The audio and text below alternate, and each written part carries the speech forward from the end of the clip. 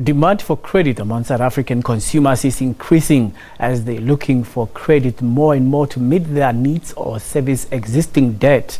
On the other hand, lenders are showing caution in giving out credit against the backdrop of challenging economic conditions.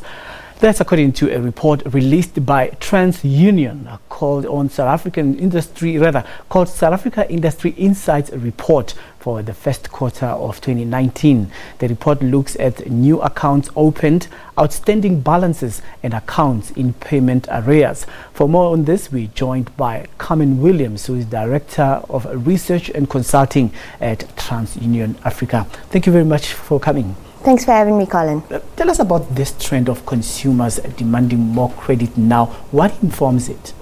So what we're seeing in the data is definitely that balances have increased, and balances have increased for all the major credit products. This indicates that there is a demand. Consumers are needing credit, and most likely they are needing this credit to service their day-to-day debt, to go about their day-to-day living expenses. This is why we are seeing this increase in balances overall. Don't consumers make adjustments to their budget in as far as how they are constrained income-wise? So that's a very good point, Colin. What we have seen to that point is that wages have not necessarily kept to pace with inflation. So while inflation is currently around 4.5%, incomes have only grown by around 1.2%. So this means that as the cost of living increases, consumers are struggling with the increases that they are getting from their incomes. What that means is that they need to rely on other forms to supplement that income in terms of servicing their debt. We normally hear of some consumer advice in terms of cutting back and tightening the belt. Why are they not tightening the belt when they see that they've got more appetite? Rather, they would go for applying for credit to maintain their lifestyle at that level. So, I mean, that's an important question to ask, Colin, and I think really what comes to play there is just the dynamics and, the fact that stuff happens. Life does indeed happen. I mean, I'm sure it's happened to me where I've had to increase my credit limit on my credit card or, dip into my credit card a little bit more than I would have liked to because of unexpected expenses that do crop up. These things happen, and consumers then rely on access to things like personal loans and credit cards to sort of meet those needs. Now, when it comes to financial commitments, we understand that there are fixed costs like consistently paying for your car, your bond and the likes. But when you look at variables, there could be a time when they default on certain accounts, let's say clothing and so forth. What happens to consumer education in as far as striking a balance in as far as income and expenditure is concerned?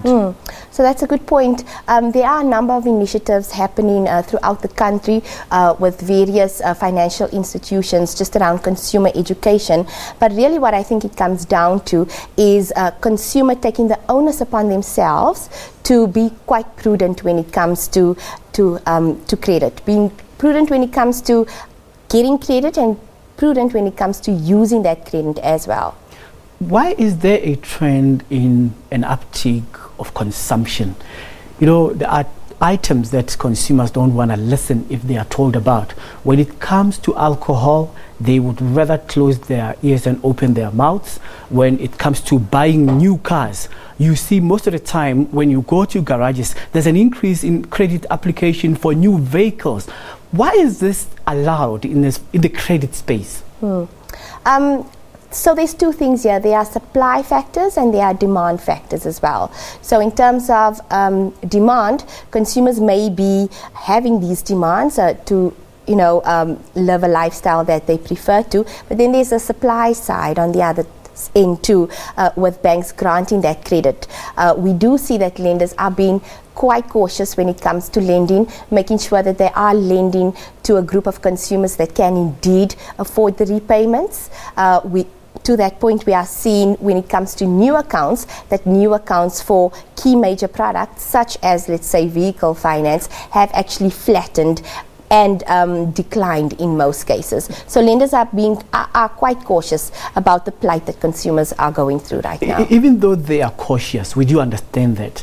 But do they break the rules when it comes to granting credit? Because nowadays people are saying that they will make a plan. When you drive on Dekas Road in Road Report, there is an outlet that says, have you been declined by the bank? Come in, we will help you. Such credit access, what do you make out of it, where people are prepared to give you a loan even though you are highly indebted?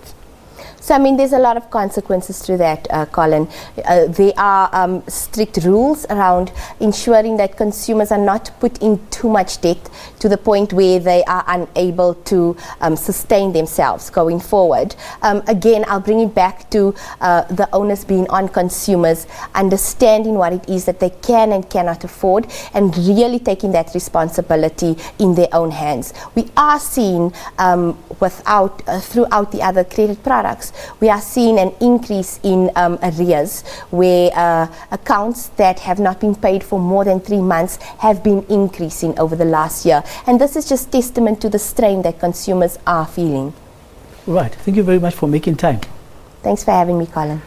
We're speaking here to Carmen Williams, who is Director of Research and Consulting at TransUnion Africa.